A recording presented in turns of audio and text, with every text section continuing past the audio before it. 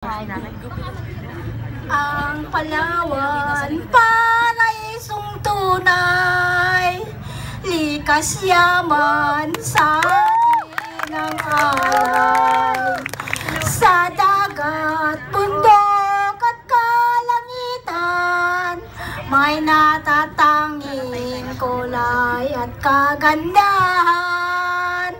Ang Palawan, paraisong tunay, likas yaman sa atin ang alay. Sa dagat, bundok at lalawigan, may natatanging kulay at kagandahan. Ang Palawan, paraisong tunay, dito'y makikita ang aming kayamanan. Ninais namin sana magkaroon ito ng kalayaan. Ito po ay salita namin. Tribo at Palawan. Kami po ay siyam na tribo sa Palawan. Kami mga tribo it Palawan, dakol nga mga lahi ipagkit-kitan, katunay tagbanwa Batak Palawan, kagaya na nagutay nun mol bukalam yanon ko yun yay mga tribo it Palawan, tanan nga babanwan ay mga manggaden, yay ipagbugait mahal nga puan, isugit-git inyo ito ay ingatan.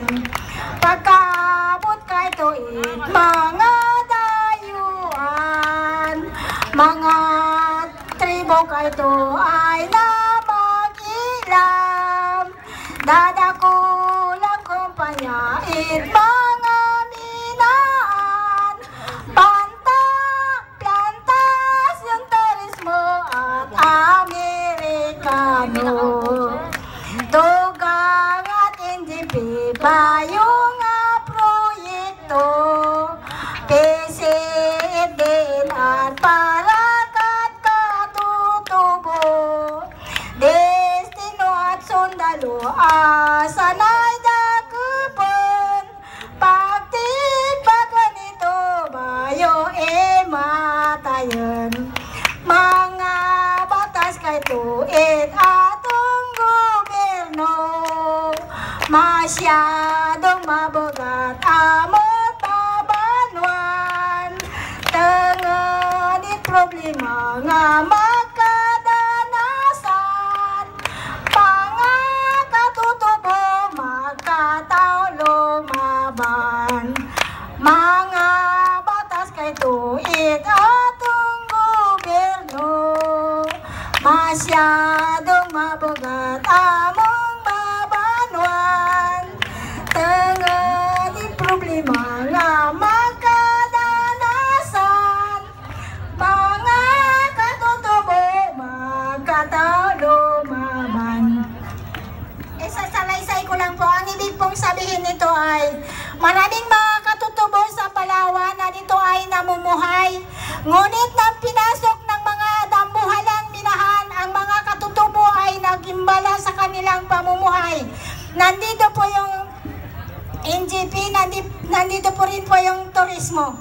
Kaya't ang mga katutubo po ay natutong lumaban. Ginagawa na lang po nila ang isang hindi maintindihan, inuhuli ang mga katutubo na hindi alam ang kadahilanan dahil sa mga military na pumupunta sa Nayunan. Maraming salamat. Katutubo sa Palawan!